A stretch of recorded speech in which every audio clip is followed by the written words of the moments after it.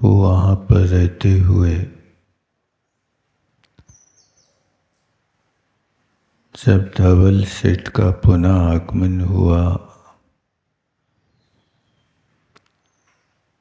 और वहाँ पर ये स्थिति हुई कि राजा धनपाल ने धवल सेठ को मृत्युदंड सुनाने के बाद श्रीपाल ने उनका मृत्युदंड निषेध किया और ये हुआ कि उनको प्रेम से भोजन कराया। पश्चाताप की अग्नि में झुलसते हुए धवल सेठ के प्राण पखेरु उड़ गए। जहाँ पर हृदय में पवित्रता होती है वो महापुरुष अपने हृदय में गंदगी जमा करके नहीं रखता।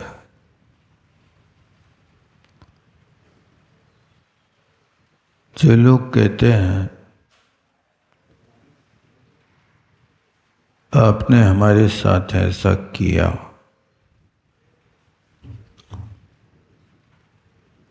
इसका मतलब है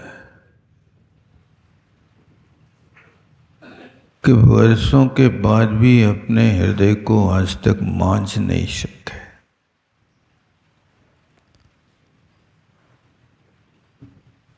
उस गंदगी को लोग जिंदगी भर ढोते रहते हैं।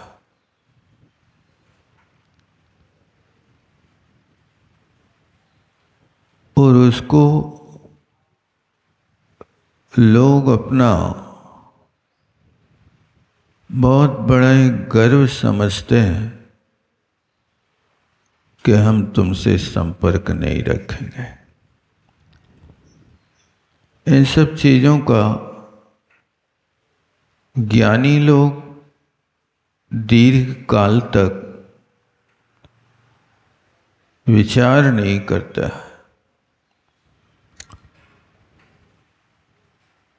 सेठ की हृदय गति रुक जाने के बाद यहाँ पर श्रीपाल महाराज के इतने कष्ट के दिन आए तो उन्होंने बड़ी सहजता से कहा कि यदि 365 दिनों में यदि 10-5 दिन बुरे दुख के आते हैं तो उसमें शिकायत नहीं करना चाहिए। अच्छे दिनों में तो आप कोई शिकायत नहीं करते हो और जब बुरे दिन आते हैं तो दुनिया के सामने टिडोरा पीटने लगते हो, आंसू बहाने लगते हो। बल्कि ऐसा कहना चाहिए, इतने सारे मीठे फलों में यदि एकाध कड़वा फल आता है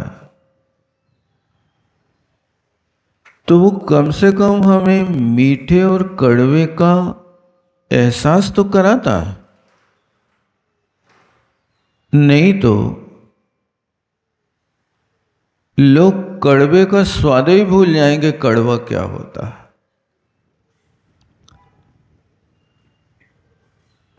ये तो हमेशा लोग समझते हैं कि आप 12 घंटे सूर्य के प्रकाश में रहते हो तो 12 घंटे की रात को भी तो पार करना होगा ना। यदि आप कर्म भूमि के क्षेत्र में पैदा हुए हो तो ये रात दिन का विभाजन तो होगा ही होगा।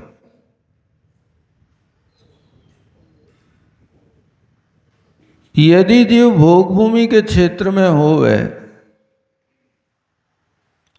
तो वहां रात दिन का विभाजन नहीं होता।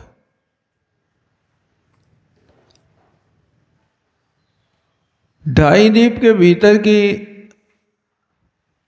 भोग भूमियों में चूंकि सूर्य चंद्र का संचार तो होता, लेकिन उन भोग भूमियों में ज्योतिरंगड़ जाति के कल्प वृक्षों का इतना प्रकाश होता है कि सूर्य का प्रकाश वहां जुगनू जैसे लगता, दिखाई ही नहीं देता।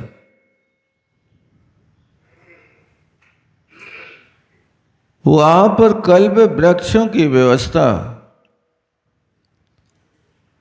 कर्म भूमि के क्षेत्र में कल्प वृक्ष न होने के कारण ये रात दिन का विभाजन होता है। स्वर्गों में और नरकों में तो इसकी भी व्यवस्था नहीं, क्योंकि रात दिन ये सौर मंडल के संचार से हुआ करता है।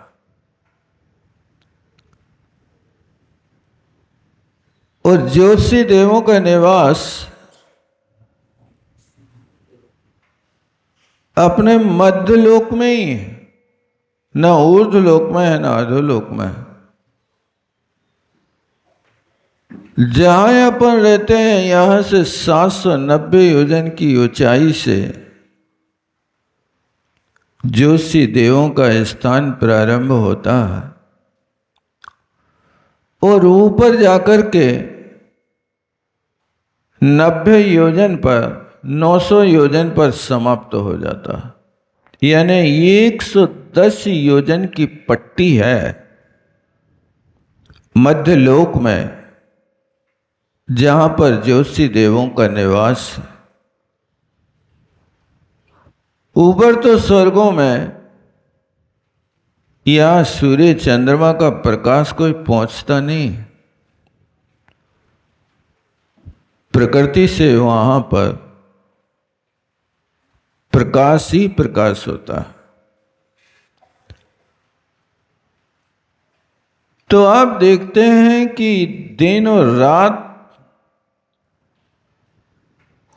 महीने में 15 रात हैं तो 15 दिन भी होंगे, अथवा 30 दिन है तो 30 रात भी होंगे।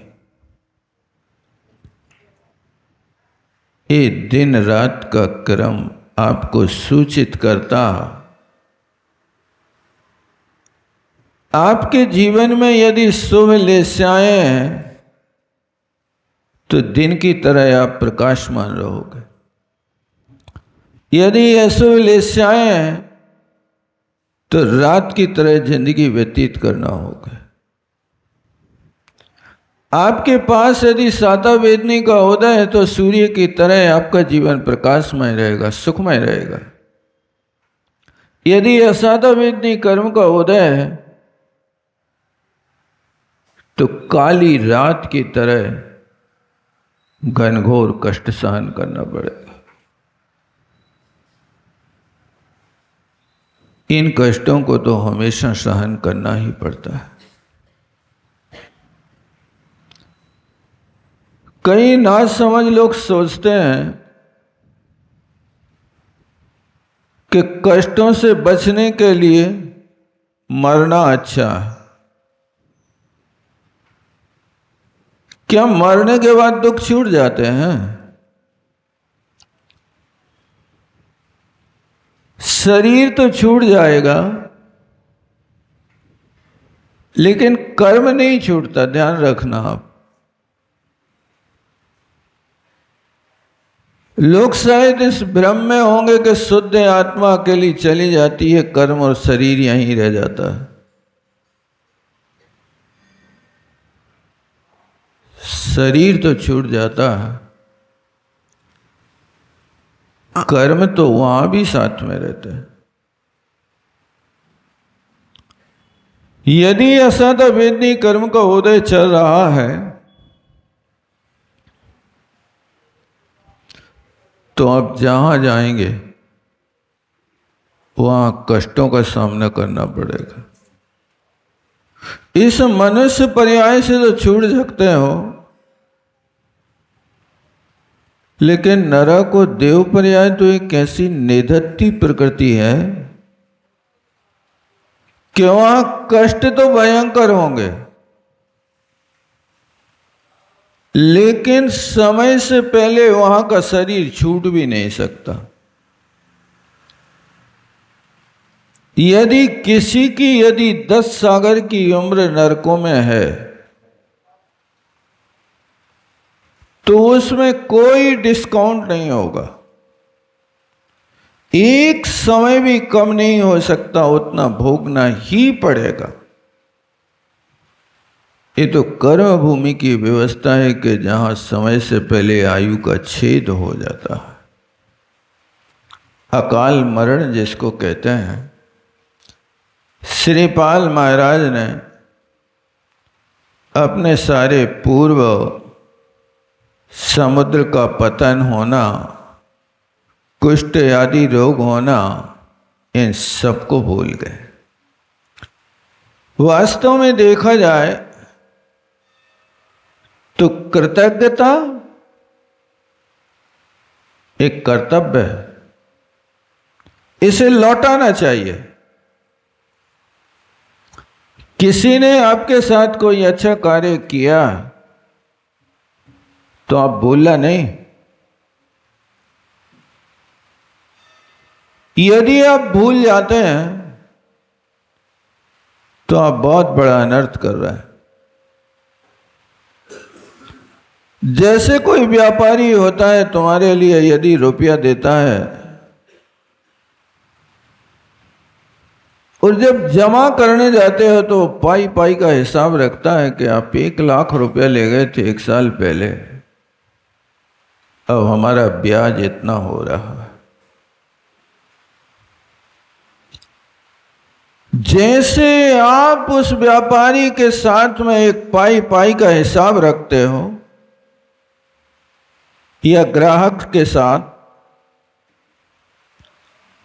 वैसा एक एक पाई पाई का हिसाब अपने उपकारी जनों का भी रखना चाहिए। यदि उन उपकारी जनों का याद करते हो तब तो आप उनके उपकार चुका पाओगे, अन्यथा कैसे उपकार चुकेंगे? ये तो भगवान की आज्ञा है, परस्पर उपक्रो जीवनम। इस तरह से करना चाहिए। परिवार में भी किसी ने 1 गिलास भी पानी पिलाया है तो 1 मुस्कान तो कम से कम देना चाहिए।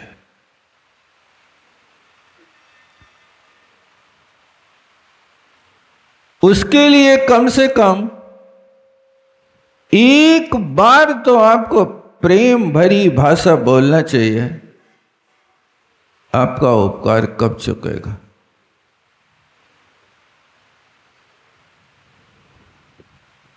इस शास्त्रों का उल्लेख है, लेकिन क्या करें, कलिकाल की बलहारी है।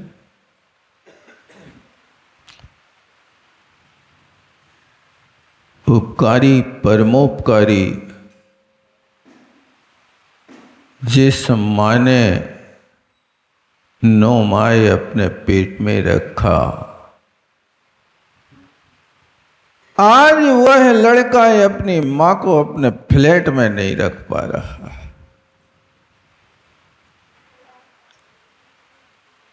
आपके लिए उस 5 फुट के शरीर वाले पेट में माँ ने 9 माह स्थान दिया, आपके 40 फुट के फ्लैट में माँ को स्थान नहीं है। क्या दुर्बुद्धि हो गई है? लोग कुत्तों को पाल लेते हैं घुमाते हैं, कार पे बैठालते हैं, सोफा पे बैठालते हैं, लेकिन उपकारी जनों का कोई भी स्मरण नहीं रखता। श्रीपाल महाराज बड़े उपकारी पुरुष थे, कृतज्ञ पुरुष थे, और उनका बस यही सूत्र था कि अपनों के साथ कभी वियोग नहीं होना चाहिए। बस इतना ध्यान रखना कि यदि आपको अपनों के पास रहना है तो अपनों के करीब रहना है तो मौन रहो, और अपनों को करीब रखना है तो बात दिल में ना रखो।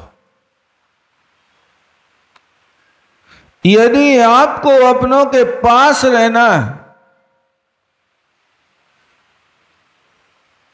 तो मौन रखने की कोशिश करो।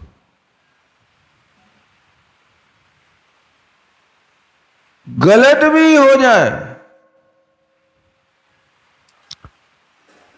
तो बड़ी सहिष्णुता के साथ उनको उत्तर दो। गलती तो सबसे होती है, गलती किससे नहीं होती। यदि आप इस प्रकार से उनके साथ व्यवहार करेंगे तो आगे वो दोबारा गलती नहीं करेगा। और यदि गलती होने पर आपने उनको डांट दिया, एक चांटा मार दिया,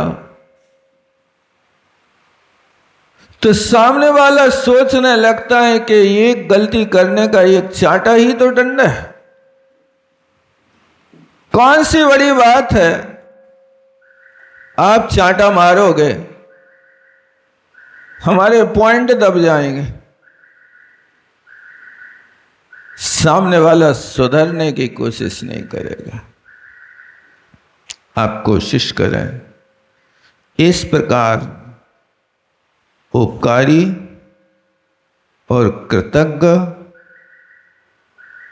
ये दो चीजें बड़ी दुर्लभ है, बहुत दुर्लभ है। निरपेक्ष भाव से उपकार करना और सच्चे दिल से सामने वाले के उपकार को लौटा देना, ये दो गुण आते हैं तो समझना कि आपने आपको बहुत साधा है, बहुत साधा है। श्रीपाल महाराज को दलवर्तन द्वीप में रहते हुए काल व्यतीत हो रहा था। एक बार की बात है, सिंहासनारूढ़ श्रीपाल के सामने कुछ व्यापारी लोग आए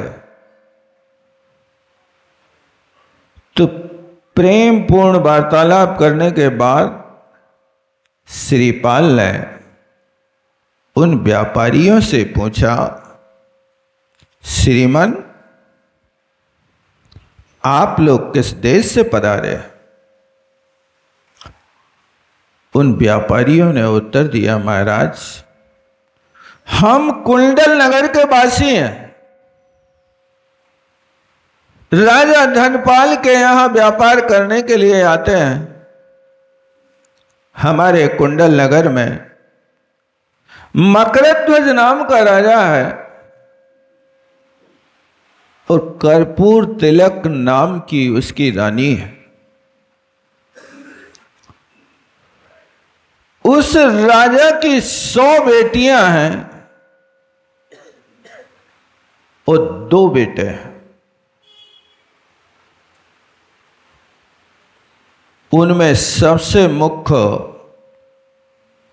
चित्रलेखा नाम की कन्या है। उन 100 बेटियों का संकल्प है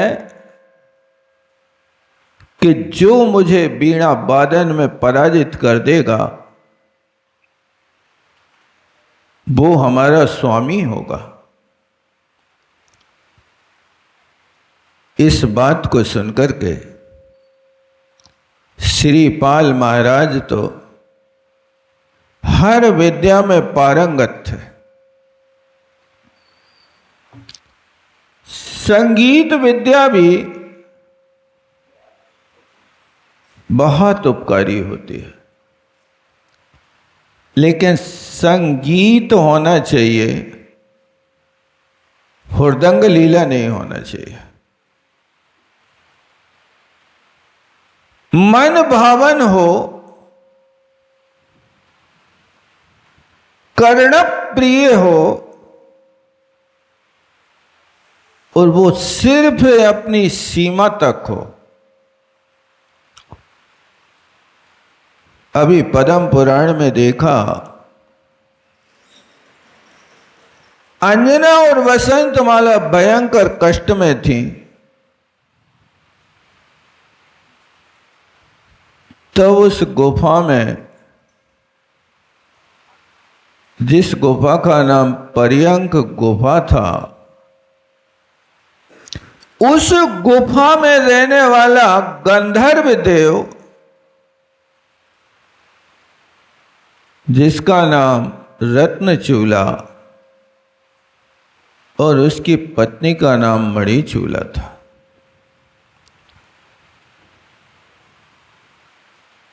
उनने उन अंजना के और वसंतमाला के भयंकर भयाकांत हृदय को पढ़कर के गंधर्व की पत्नी ने कहा, महाराज यहाँ पर संगीत का प्रयोग करें ताकि इनके दुख भूल जाए। और वहाँ पर उन्हें जब संगीत वादन किया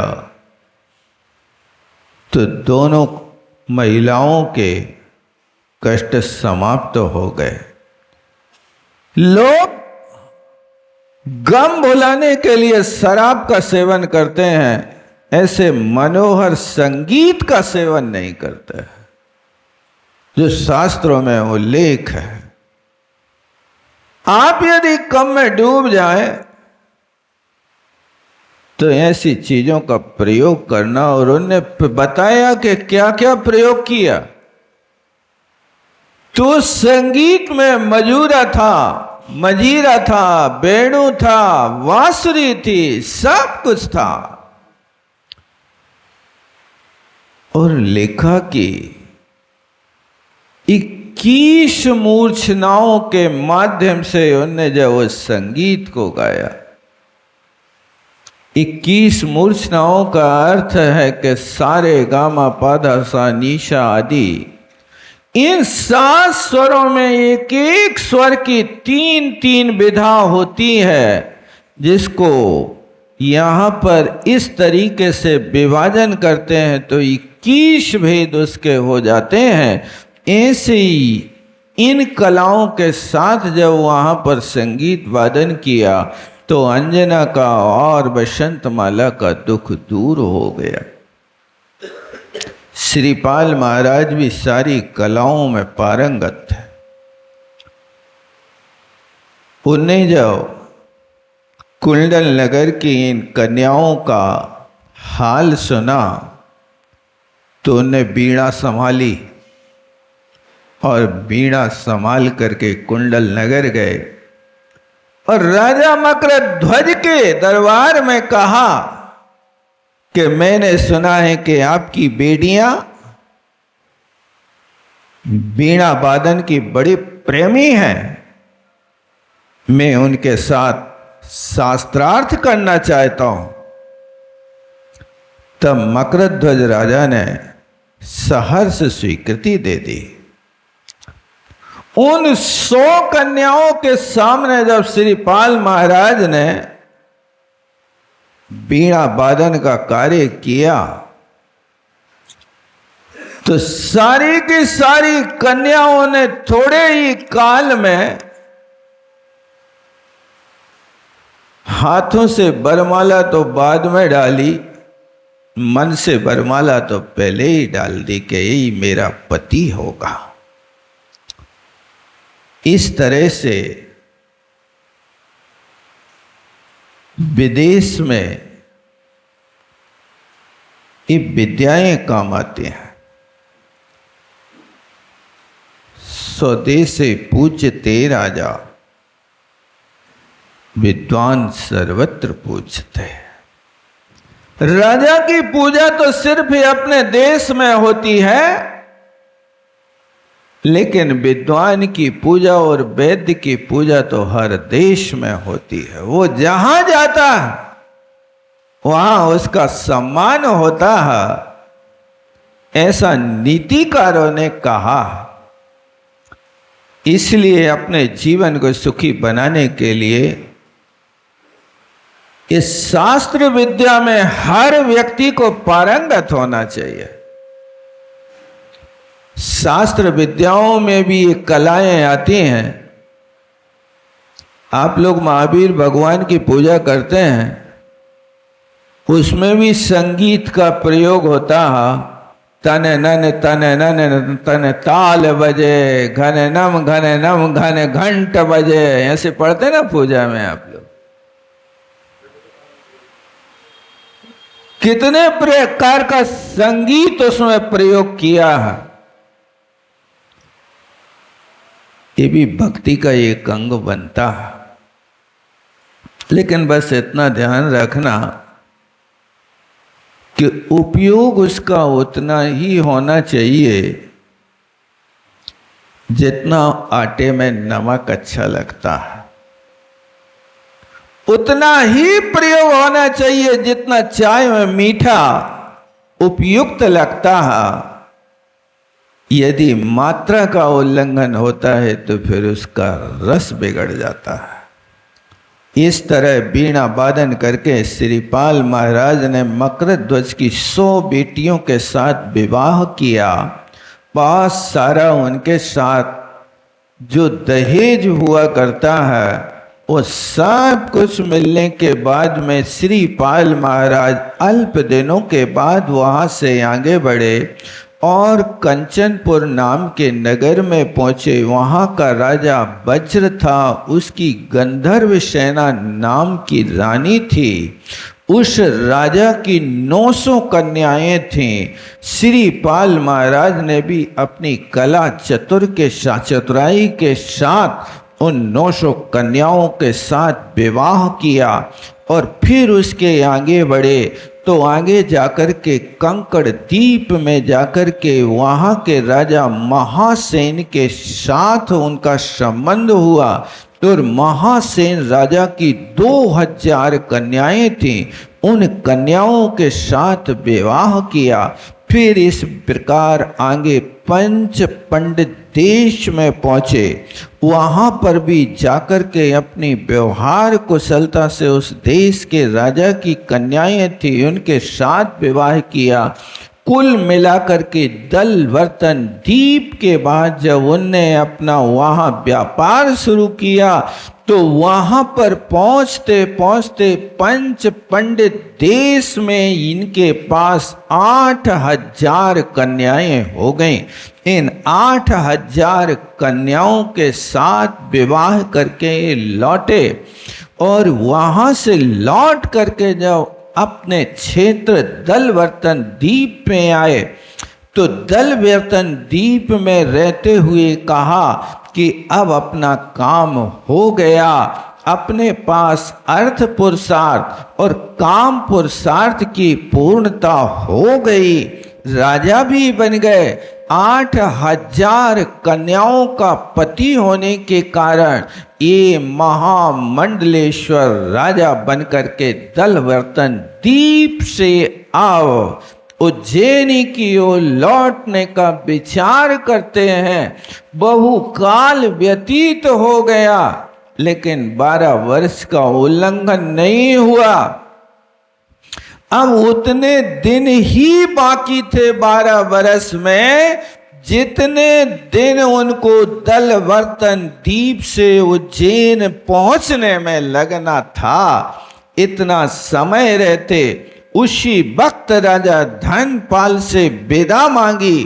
धनपाल राजा ने कहा, हे महामंडलेश्वर महाराज श्रीपाल, आप यहीं विराजिए। आपके लिए तो राज्य का संचालन यहाँ सुशोभित होता है। चूंकि ये सब बातें जमाई से कही तो जाती हैं, लेकिन हृदय तो लोगों के कुछ और ही होते हैं। लोग व्यवहार में तो कह देते हैं ये घर आपको ही आए, लेकिन हृदय पे हाथ रख कर के देखो कि घर आपको आए कि आपको आए। आपको का अर्थ क्या होता? आपका माने हमारा, आपका यानी तुम्हारा नहीं होता। आपका मकान है, आपका बेटा है, ये आपकी संपत्ति है, ये सब क्या है आपका? ये सारे के सारे विषय जो प्रदर्शित किए जाते हैं, ये सब बताना होता है। राजा वहाँ का दलवर्तन द्वीप के राजा से विदा लेकर के श्रीपाल महाराज उज्जैनी की ओर विहार करते हैं। और वहाँ जाकर के चलते चलते जब उज्जैनी देश के पास पहुँच गए तो इनने नगर के बाहर अपनी सारी सेना को रोक दिया। और वहाँ रुकने पर जाकर के इनने कहा कि आज रात को अपन देखते हैं मैना सुंदरी के विचार क्या हैं। तो नगर के बाहर पूरी सेना को सेनापति की जिम्मेदारी पर छोड़ करके और वहाँ श्रीपाल महाराज चुपचाप रात्रि के अंधेरे में मैना के महल में चले जाते हैं। और वहाँ मैना सुंदरी अपनी सासू माँ से कहती है कि हे मातेश्वरी, आज पूरे 12 वर्ष हो गए श्रीपाल महाराज का लौटना नहीं हुआ। अब मुझे आज्ञा प्रदान करो, कल सूर्योदय होते ही मैं मुनि महाराज के चरणों में जाकर के आर्य का दीक्षा लूंगी। ऐसा माँ के सामने, सासू माँ के सामने मैना सुंदरी ने अपने भाव व्यक्त किए। 12 साल का वादा था, 12 साल तक मैं रह सकती हूँ, इसके आगे तो मैं आर्य का दीक्षा लेकर के अपना जीवन यापन करूँगी। तब मैना सुंदरी के वैराग्यमयी भाव को सुनकर के उनकी मातेश्वरी ने कहा कि हे मैना, देखो श्रीपाल प्राण दे सकता है पर अपने प्रण को ठुकरा नहीं सकता है। बेटी घबराओ नहीं, 4 दिन का समय और प्रदान करो। यदि इन 4 दिनों के भीतर श्रीपाल महाराज लौट करके ना आए तब आप दीक्षा ले लेना। इस तरह से यहाँ इनका वार्तालाप चल रहा था। वहाँ पर राजा प्रजापाल के राज्य में कोलाहल मच गया। नगर के बाहर बड़ा विशाल जन समुदाय सेना का आकर के खड़ा हो गया। ऐसा प्रतीत होता है कि शायद प्रजापाल राजा का कोई विरोधी राजा यहाँ आकर के राजा से युद्ध करना चाहता है।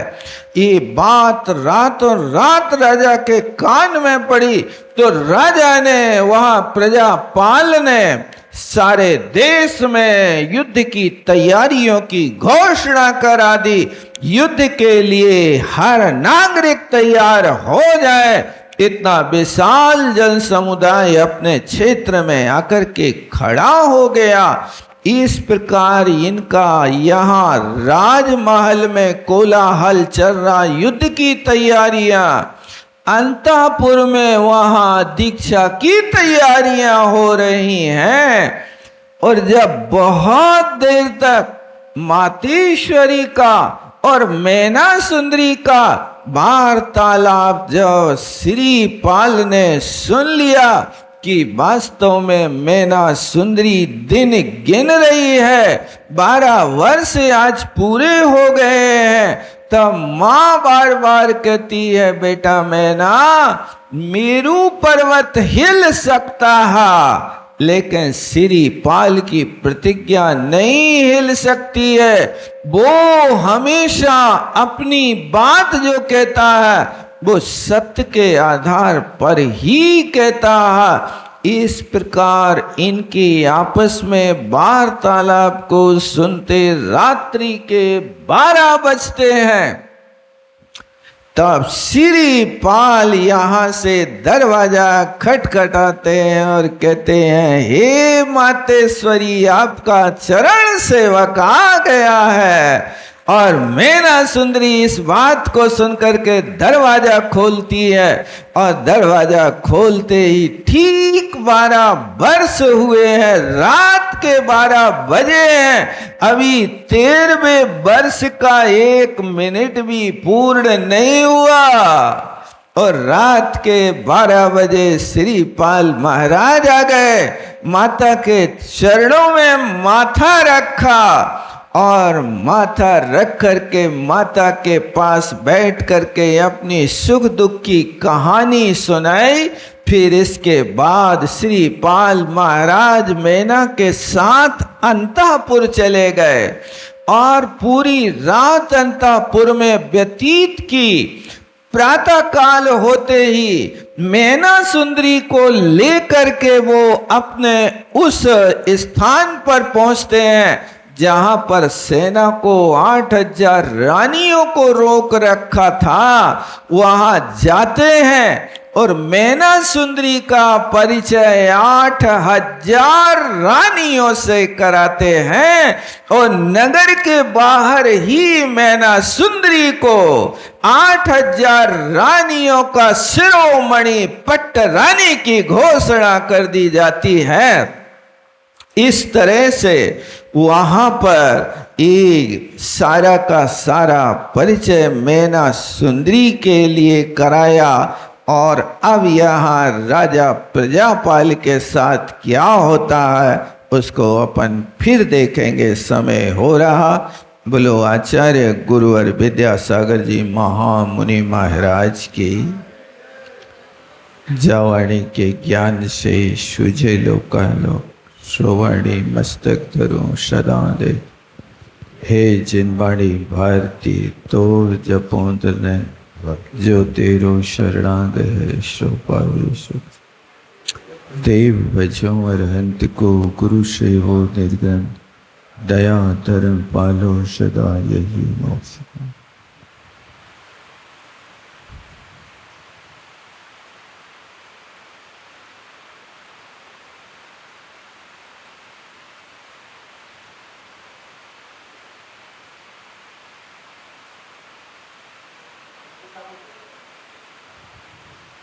बोलो द्वादशांग जिनवाणी माता की जय। परम पूज्य